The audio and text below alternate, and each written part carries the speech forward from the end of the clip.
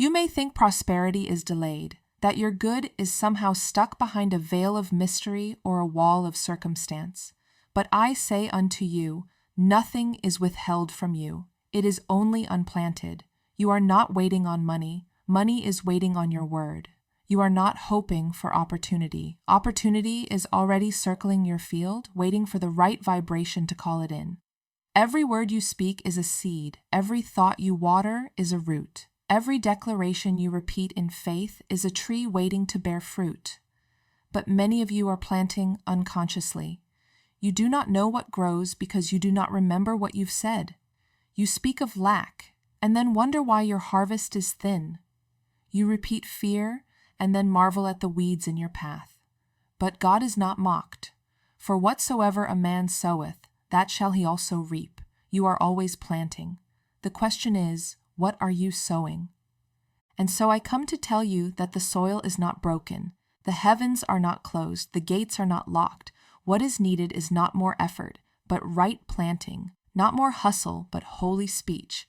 Not more doing, but divine aligning. You have been given the power to speak your wealth into motion, to call your fortune from the unseen, to pull from the heavens with the magnet of your word. But first, you must become a master sower. You must learn to plant with precision, to water with faith, to wait with praise. For the field does not mock the farmer, it mirrors the seed. If the harvest seems delayed, you must check the seed. If the fruit seems bitter, you must check the word. If the ground seems barren, you must ask, did I speak or did I stay silent? Prosperity is not earned, it is grown, and it grows in the garden of the mind. Your thoughts are the sunlight, your feelings are the moisture, your words are the command to sprout. Let us begin this sacred journey then, not to chase money, not to force manifestation, but to return to the ancient truth. In the beginning was the Word, and the Word was the seed, and the seed was the wealth. You are not empty, you are soil, you are not forgotten, you are fallow, you are not denied, you are divine ground awaiting instruction, and the moment you speak in alignment with spiritual law, the very fabric of reality begins to shift to serve your harvest. This is the moment to plant your success. This is the hour to dig no longer in the dirt of delay, but in the gold of divine design. You have planted many things before, some good, some careless, but now we plant on purpose. Now we speak in rhythm. Now we sow 7 holy seeds, and we do it with boldness, with clarity, and with dominion. And I promise you, if you hold the word will hold your harvest. Before we touch even one of the 7 principles, you must understand this. Prosperity is not a reward, it is a reflection. It is not given to the deserving, but to the aligned. You are not here to prove your worth to the world. You are here to mirror the nature of God. And the nature of God is increase. The nature of God is rhythm, expansion, abundance without toil. The lilies of the field do not labor. The birds of the air do not hoard. And yet your heavenly Father feeds them. Why? Because they live according to divine rhythm. They do not resist the invisible laws that sustain all things. But you, with your thoughts of fear and your words of delay, you block the current with your own confession. You say, I can't afford. And the law says, as you wish. You say, it never works for me. And the soil receives your word and bears fruit accordingly. You say, I'm trying. And the Spirit says, then you shall try. Not receive, not reap, but try. I say unto you, stop trying. Start planting. The kingdom of heaven is like a man who cast seed into the ground, and the seed grew, he knew not how. For the earth bringeth forth of herself, first the blade, then the ear, then the full corn in the ear. This is not metaphor alone. This is metaphysical instruction.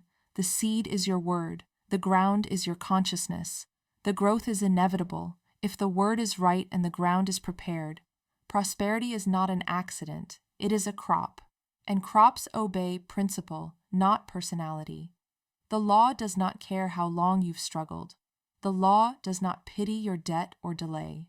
The law only asks, what are you sowing? What words are you speaking daily, rhythmically, faithfully. Not when you're in the mood, but when you rise, when you walk, when you fear, when you rest. For the seed you plant under pressure is the one that shapes your field. Let me speak to you plainly. God's wealth is not hidden. It is coded in law. You have been begging for miracles while breaking every spiritual principle that governs prosperity. You hoard instead of give. You speak of lack instead of plenty. You expect delay instead of precision. You imagine small, you prepare for just enough, and then you call your results God's will. But I tell you, God's will is increase. God's will is overflow. God's will is the multiplication of right word into right harvest. It is not punishment that has slowed you. It is misalignment. You are speaking one thing and believing another. You are declaring in the morning and doubting by noon. You are planting wheat and then pulling it up to check the roots. You must return to rhythm, for all divine creation flows in rhythm. Days follow nights, tides follow the moon, seasons obey cycles, and your wealth, yes, your visible supply, obeys the same rhythm. The moment you begin to think with the divine order, to speak in repetition, to expect as the sun expects to rise, then wealth begins to mirror you, not because you've earned it, but because you've aligned with it. So hear me now and hear me clearly. You will not receive what you hope for. You will receive what you prepare for. You will not manifest what you wish for. You will manifest what you expect, what you decree, what you embody in your words, your tones, your posture, your imagination. And when these become ordered, when your word, image, and expectancy align, then the ground responds, and the harvest cannot help but obey. Behold, the husbandman waiteth for the precious fruit of the earth, and hath long patience for it. But God is not slow. The seed was never late. The instruction was simply unsown. Today we will plant again, this time in rhythm, this time in law, this time with sacred precision. The 7 principles I shall now give you are not opinions nor formulas. They are patterns that govern the field of wealth. Plant them, water them, and protect them with your word, and the garden of your life will shift, no longer barren, no longer unpredictable, but ordered, fruitful, multiplying with ease, not by might nor by power, but by spiritual alignment. Let me tell you a story, not of loss, but of misalignment, not of evil, but of error. Her name was Miriam, and though she was bright, kind, and generous by nature, she lived in a constant state of financial struggle. She worked diligently. She saved where she could. She read every book she could find on success and even pinned Bible verses to her mirror. But no matter how she tried, it seemed as though her good ran from her. Promotions passed her by. Clients ghosted her at the final moment. Her debts lingered like a fog. And so she came to me, not bitter, but tired. She asked, "Is there something spiritually wrong with me?" And I looked at her, full of compassion and truth, and I said, "No, my dear, but you have been faithful to the wrong seed." She blinked, confused. So I asked her, "What do you say when you're alone? What do you rehearse in your mind before a bill arrives, before a new opportunity appears, when the check is late or the door seems closed?" And she confessed, "I say things like, 'Here we go again,' or 'It's always something,' or 'I can't get ahead no matter what I do.'" And I smiled, not because I was amused, but because I had heard it all before. "Then that is what your field has grown," I said. "You did not plant weeds on purpose, but you planted them nonetheless. And the law does not distinguish between intentional and habitual. It only obeys what is spoken in rhythm and belief." You see, Miriam believed she was trying. She had effort, emotion, even a hunger for change. But her daily words were saturated with lack. Her internal rhythm repeated fear. Her affirmations were once a day, but her complaints were 20 times more. She would declare, "I am abundant" in the morning, and then say, "I can't afford that" 3 hours later. She would read a scripture at sunrise and cancel it by lunchtime with a sigh of defeat or a casual phrase of doubt. And so her ground, though holy, was confused. Her garden was mixed. Her seed was double-minded. And the Bible says plainly, a double-minded man is unstable in all his ways. Let not that man think he shall receive anything of the Lord. The laws of wealth are exact. They are not cruel, but they are just. They do not bend to feeling. They respond to clarity. The earth brings forth what is spoken into it. And Miriam had not realized how many years she had been planting survival instead of prosperity. She praised scarcity. She entertained the familiar ache of not enough. She repeated generational phrases passed down like family heirlooms. Money doesn't grow on trees. It's expensive. That's too much for people like us. And with every repetition, she laid down another root of lack, not maliciously, but faithfully. And I say to you now, many of you are doing the same. You believe because you read, but what do you repeat? You pray for rain, but then speak drought. You ask for abundance, and then live as though famine is permanent. You are not cursed. You are simply rehearsing the wrong reality. And the universe, ever obedient, gives you the exact result of your subconscious liturgy. Let me be even clearer. The words you whisper to yourself while washing dishes, driving alone, lying in bed at night, those are the seeds. The phrases you say without thinking, the "of course this would happen," the "knowing my luck," the "I knew it wouldn't last," those are the spells that structure your field. They do not need intensity, they only need repetition. For it is not emotion alone that creates, it is habitual rhythm. And what is rhythm but repeated vibration, spoken word, embodied belief? So when Miriam asked me, then how do I change? I told her, first, you must become the gatekeeper of your mouth. Nothing leaves your lips that does not serve your good. Every word is either a seed or a thorn. Choose. And we began the holy work, not of chasing more, but of weeding out the unconscious agreements with lack. Because you cannot plant roses while watering weeds. You cannot speak truth once and lie 20 times a day. You must become single-minded in truth. And until you do, your field will reflect your division. You are never punished for your doubt, but you are always mirrored by it. Miriam's breakthrough did not come from effort, it came from speech. It did not come through strategy, it came through surrender to divine rhythm. Once she saw the law for what it was, precise, neutral, obedient, she began to take back her mouth. No longer casual with her words, she became reverent. Her declarations were no longer something she said to impress spirit. They were commands she issued from her throne of dominion. She stopped using affirmations like lifeboats and began using them like scepters. The shift was immediate, not in her outer world, but in her frequency. And when frequency changes, form must follow. We began with one simple phrase spoken daily. My harvest is secure. My ground is holy. My seed is blessed.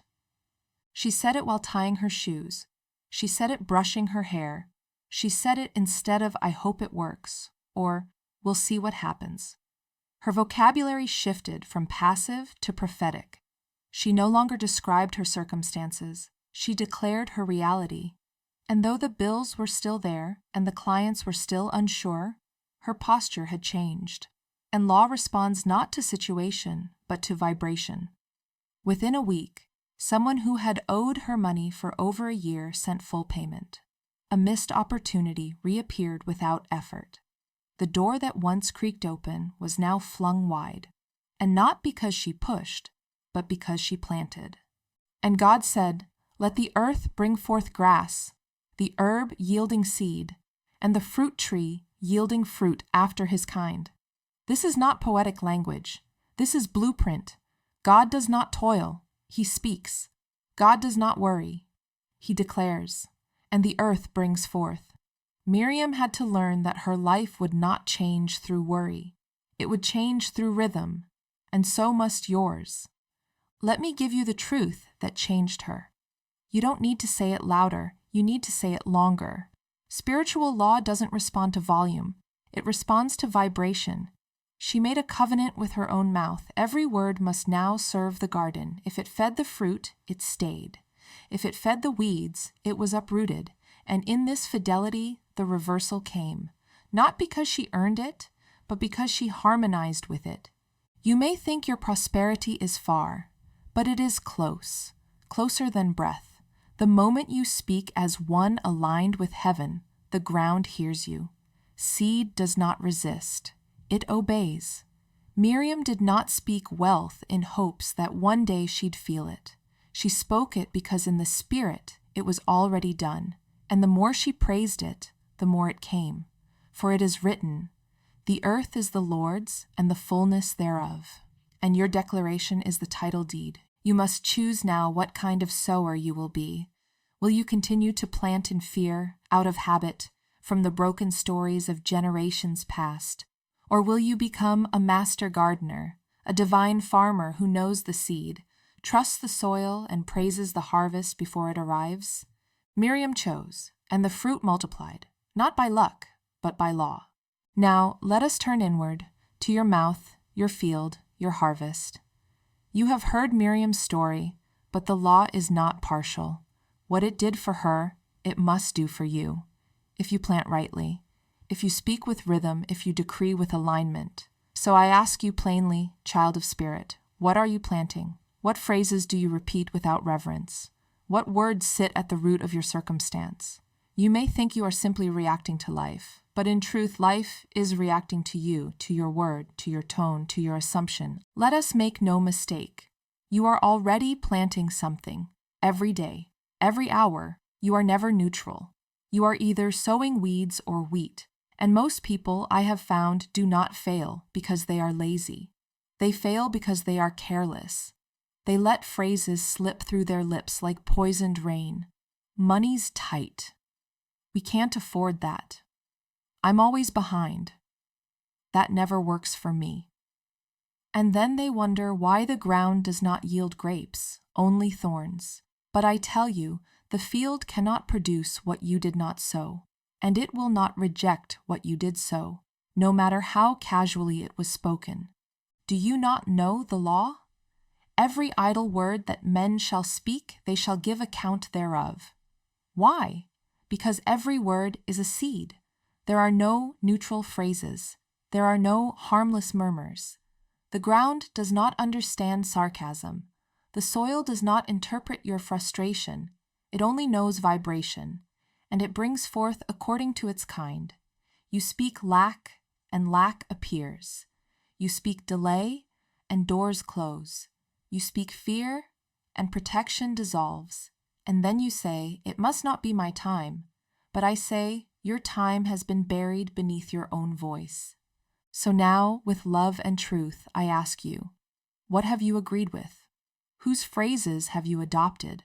What ancestral patterns live on in your mouth? Are you still repeating what your father said about success? Are you echoing your mother's voice when it comes to money, worth, and struggle?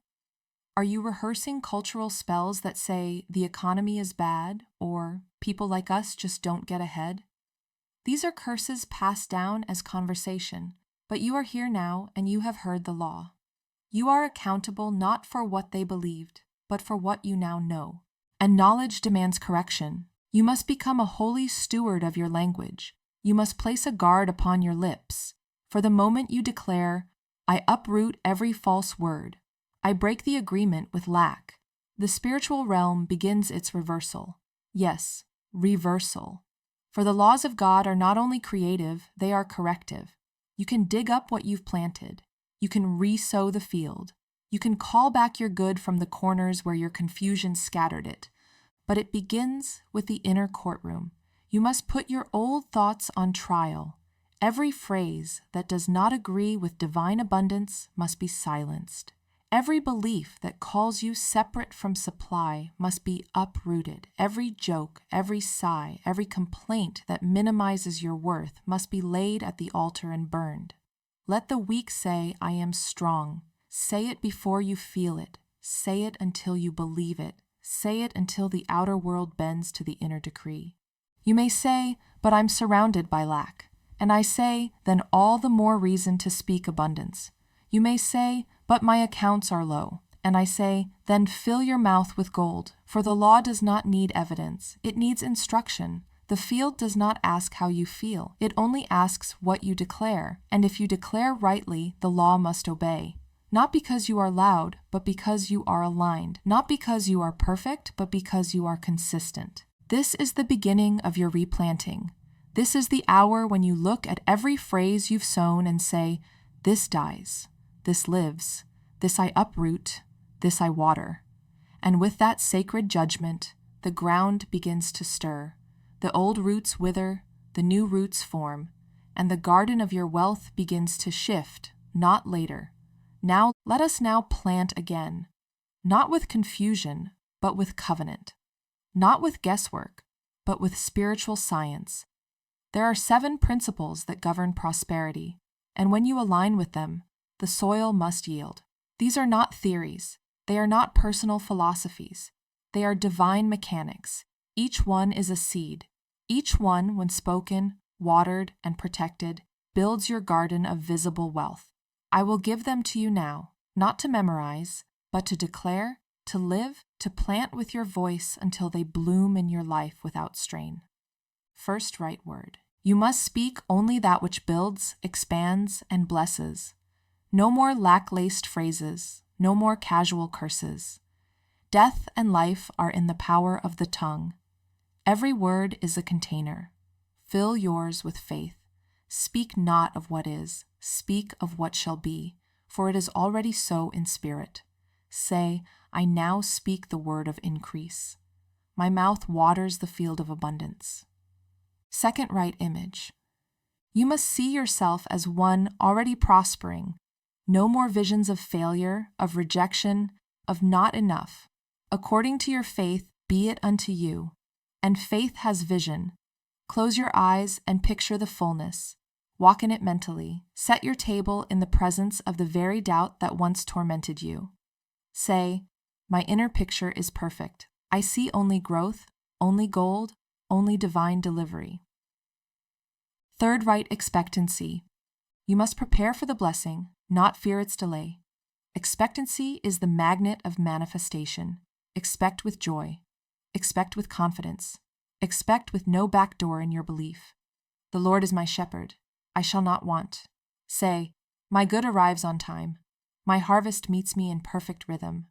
Fourth, right rhythm.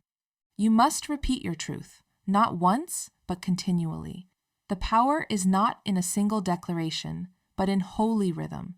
You must become a vessel of repetition, daily, hourly, until the subconscious bows to your command. Rhythm is royalty. Say, I walk in the rhythm of heaven. I plant and water in divine time. Fifth right giving. You must give as one who already has. This breaks the back of fear. Giving unlocks the flow. Give, and it shall be given unto you. Good measure, pressed down, shaken together, and running over. Do not give from guilt, give from dominion. Say, I give as the rich give. My supply cannot run dry. Sixth right reception.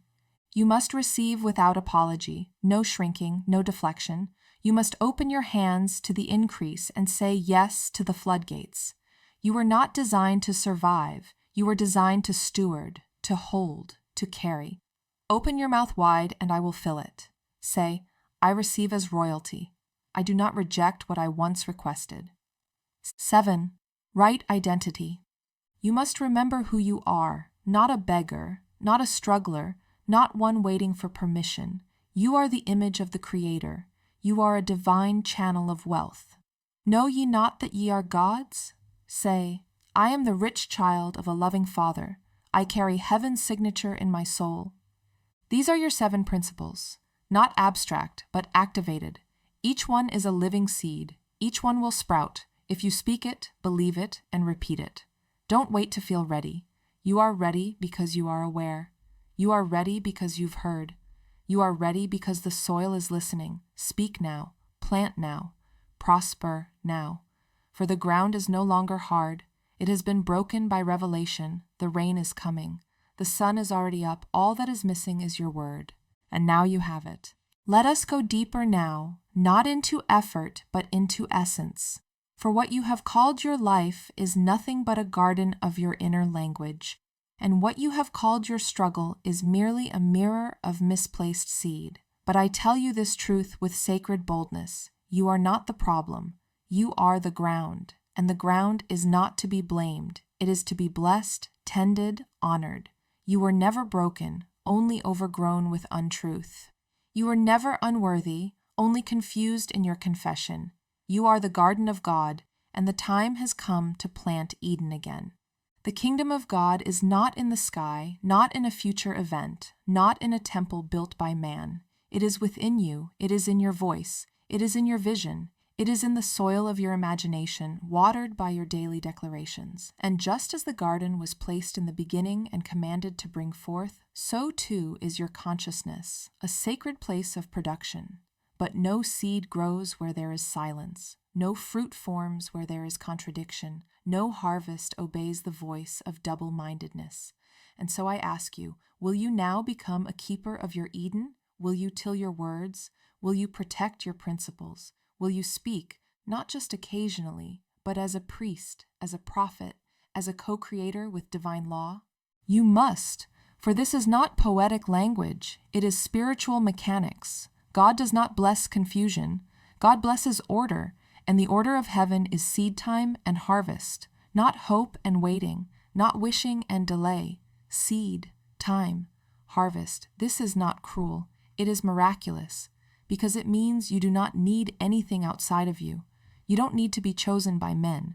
You don't need to qualify according to the world. You only need to plant, and the earth brought forth her increase. That is the law, and it will never fail you. You thought the reason you lacked was punishment, but the truth is deeper and more glorious. Your lack was only a call to speak. Your delay was the divine tapping at the walls of your inner garden, asking you to remember that your mouth was meant for creation, that your mind was meant to hold visions too big for logic, that your hands were meant to gather the fruit of bold decrees. You have walked long enough in survival. You have begged long enough at the gates. The gates were never closed. You simply never gave the command to open them. So I say to you now, as a sister in spirit, as one who has walked through the wilderness and emerged clothed in divine rhythm, speak, command, decree. Let the old field die. Let the weeds burn. Let the small thoughts wither. Let the sacred rows of your garden be cleared and planted afresh. For the 7 principles you now carry are more than information. They are the pattern of paradise. You are the gardener. You are the vessel. You are the gate. And heaven is waiting on your mouth.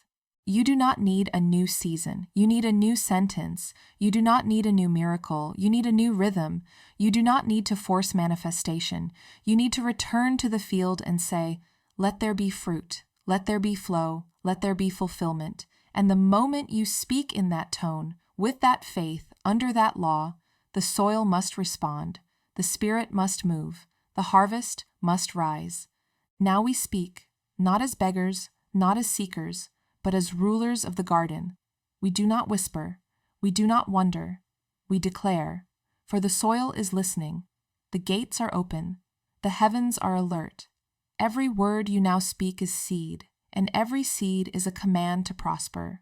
Let your voice become the rain. Let your tone become the rhythm. Let your breath carry power. These are not mere phrases. These are spiritual instruments, tuned to the frequency of divine harvest. Declare with me now, not for performance, but for planting.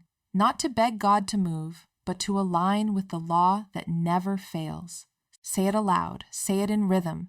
Say it until the old vibration breaks and the new field rises. I plant the word. I water with praise. I reap with joy. I do not chase supply. I create alignment. I do not count what I lack. I multiply what I carry. I do not wait for the world to bless me. I bless my world with the word. My ground is ready. My seed is divine. My thoughts are holy soil. My mouth is a fountain of good. No weeds remain, for I have uprooted the old. No confusion lives here, for I have chosen clarity. There is no toil in heaven's garden, only truth. I do not struggle for what is mine. I do not fear delay. I do not resist what flows. I allow, I receive, I expect, I rest in rhythm. Say it again, this time as if your garden depends on it, because it does. I plant the word, I water with praise, I reap with joy. Let every word be a command. Let every phrase be a promise. Let every syllable till the soil and call forth the increase. My ground is ready. My seed is divine. I am the rich child of a loving Father. What I plant, I reap.